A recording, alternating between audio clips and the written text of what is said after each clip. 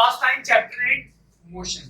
देखिए बेटा मोशन किसी भी ऑब्जेक्ट को हम कब कह सकते हैं कि वो ऑब्जेक्ट मोशन में, अगर टाइम के साथ वो अपनी पोजीशन चेंज कर रहा है तो इसका मतलब है वो मोशन में है, और अगर टाइम के साथ वो अपनी पोजीशन चेंज नहीं कर रहा तो वो मोशन में नहीं है। सपोज करो किसी ऑब्जेक्ट को हमने 10 बजे देखा, वहीं खड़ा था, 10:01 पे देखा, वो सेम उसी पॉइंट पे अभी भी है, इसका मतलब क्या है वो मोशन में नहीं है। हमने किसी ऑब्जेक्ट को 10 बजे देखा, 10:01 पे देखा तो वो 1 किलोमीटर आगे था, इसका मतलब क्या है उसने टाइम के साथ अपनी पोजीशन चेंज करी ना, मतलब वो ऑब्जेक्ट मोशन में है। अब बेटा नेक्स्ट चीज क्या है, a common character of all the moving body is that they change their position with time. मतलब क्या है कि टाइम के साथ सारे ऑब्जेक्ट अपनी पोजीशन को बदलते रहते हैं।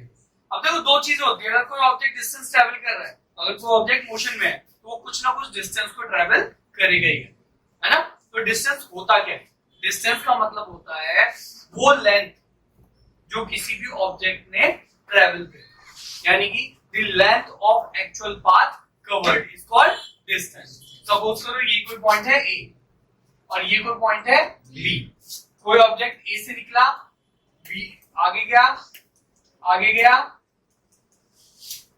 इस तरीके से आगे गया, तो यहां से लेकर के यहां तक का जो टोटल लेंथ होगी वो क्या है बेटा, डिस्टेंस। और डिस्प्लेसमेंट क्या होती है, the shortest distance between the initial and the final point is known as displacement.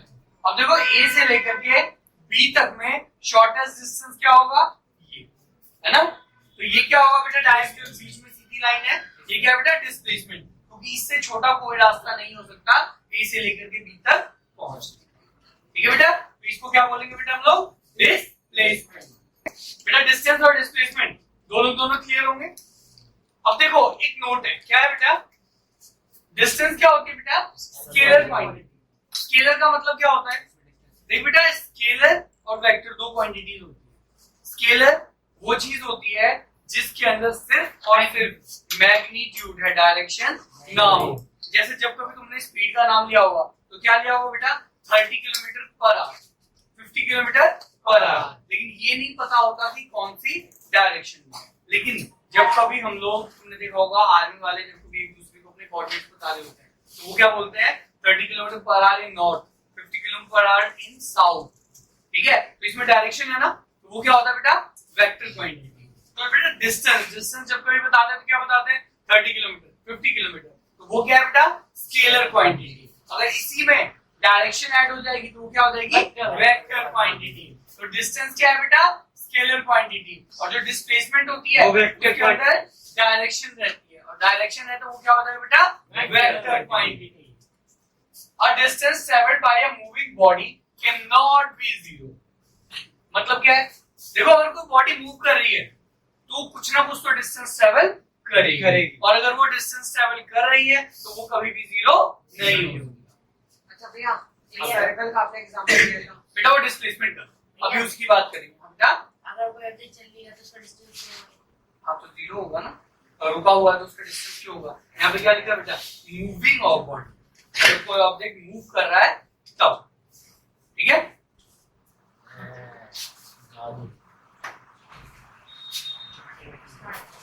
अच्छा आगे चले, but the displacement can be zero. Displacement कैसे जीरो हो सकता है, सपोज करो कोई ऑब्जेक्ट है, पॉइंट ए से चलना स्टार्ट किया उसने, पॉइंट बी पे पहुंचा। सपोज कोई ऑब्जेक्ट ए है, उसने पॉइंट बी तक पहुंचा, ए से बी तक पहुंचा कोई ऑब्जेक्ट, और बी तक पहुंचने के बाद वो दोबारा वापस ए पे आ गया। ठीक है, इसका इनिशियल और फाइनल दोनों पॉइंट सेम है ना, तो जब इनिशियल और फाइनल पॉइंट दोनों सेम है तो ऐसी सिचुएशन में क्या दोनों के बीच में कोई डिस्टेंस आ सकता है, नहीं आ सकता। डिस्टेंस बोला, इनिशियल और फाइनल के बीच में, इनिशियल और फाइनल दोनों सेम है ना, तो इनिशियल और फाइनल के बीच में कुछ डिस्टेंस होगा क्या, नहीं होगा, वहां से होगा बे। इनिशियल भी ए है, फाइनल भी ए है, ए से ए तक का डिस्टेंस कितना होगा, जीरो, कुछ नहीं होगा, जीरो होगा, है ना। जिस पॉइंट से चला था उसी पॉइंट पे वापस आ गया तो उसने टोटल तो डिस्टेंस ट्रैवल किया, लेकिन इनिशियल और फाइनल के बीच में क्या डिस्टेंस था, जीरो ना। तो अगर किसी कोई ऑब्जेक्ट जिस जगह से चला था वापस उसी जगह आकर के खड़ा हो जाता है तो वहां पे उसने कुछ डिस्टेंस तो जरूर ट्रेवल किया है, लेकिन डिस्प्लेसमेंट क्या हो जाएगी वहां पे बेटा? जीरो। ठीक है?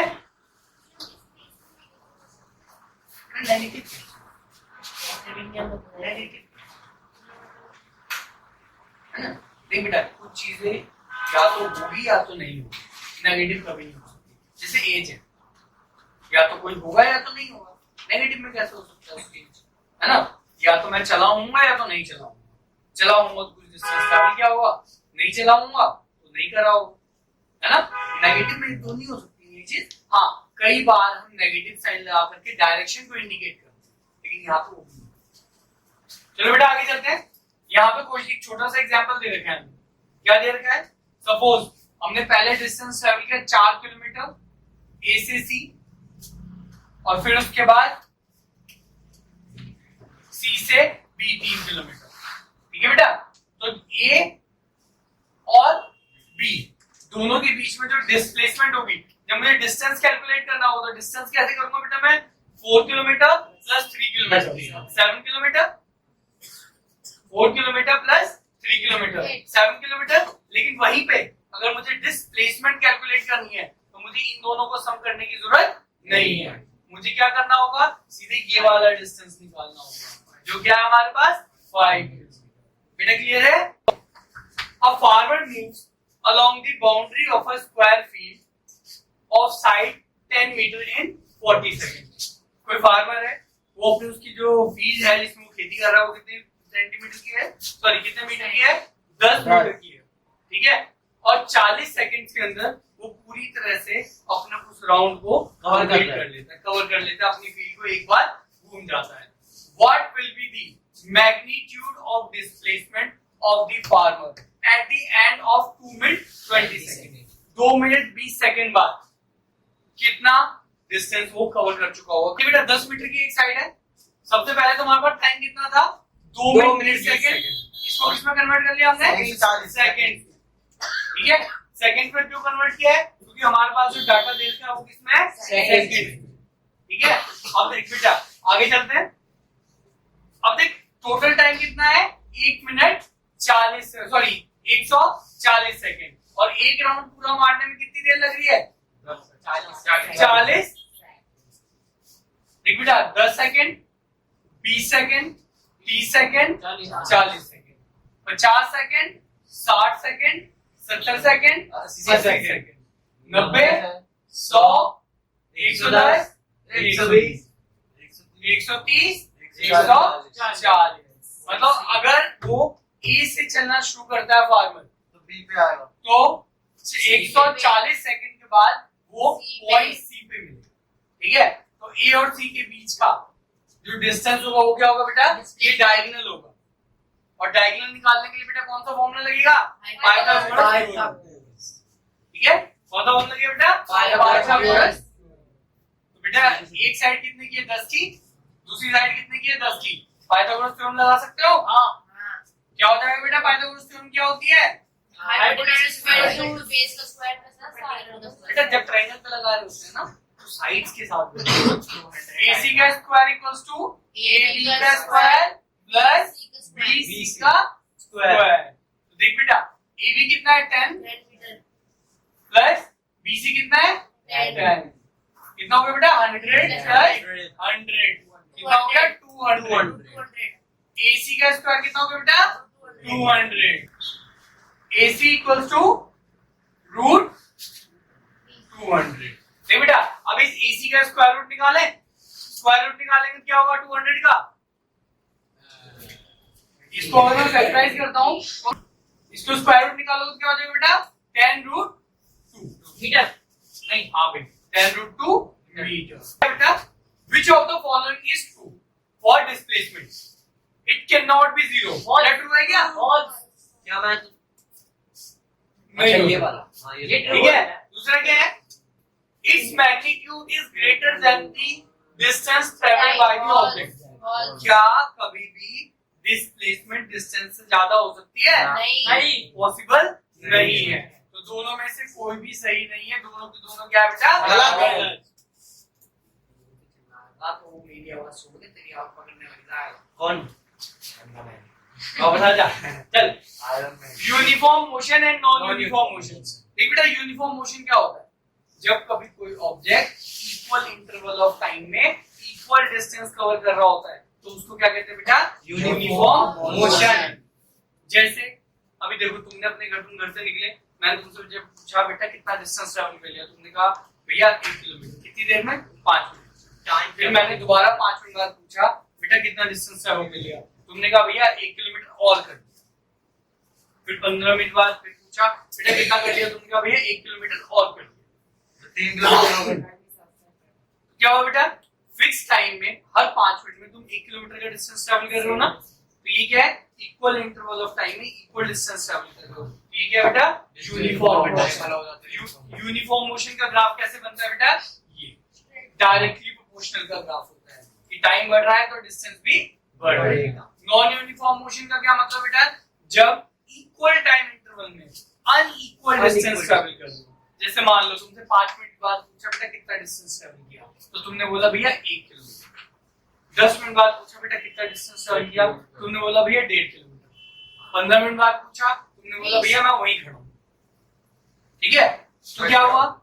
तुमने इक्वल टाइम में अनइक्वल डिस्टेंस ट्रैवल किया ना, तो वो किस में आता है बेटा? नॉन यूनिफॉर्म मोशन में। और नॉन यूनिफॉर्म मोशन का कर्व कैसे बनता है? कुछ speed, velocity and acceleration.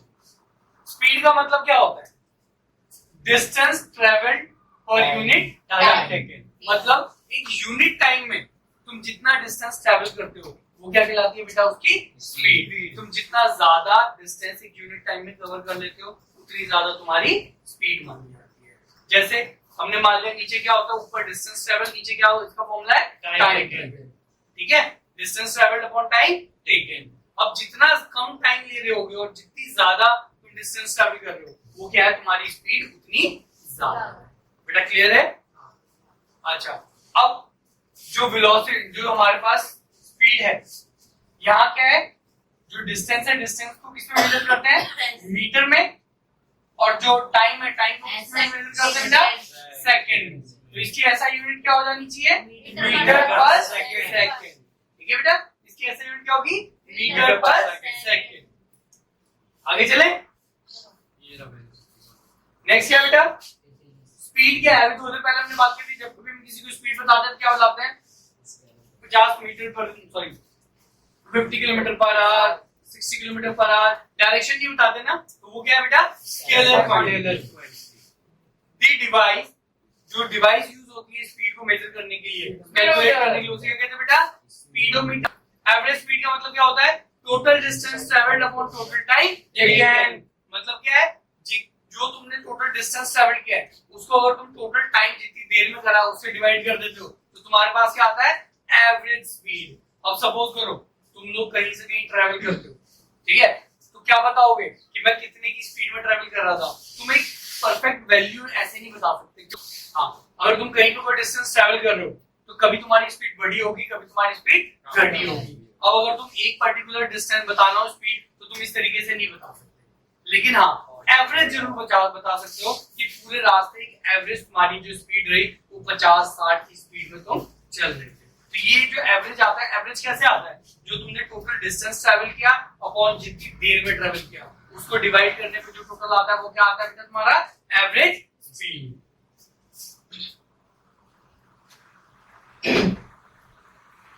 Next है बेटा यूनिफॉर्म स्पीड। जब इक्वल टाइम इंटरवल में इक्वल डिस्टेंस कवर हो रहा होता है तो उस सिचुएशन को क्या बोलते हैं बेटा?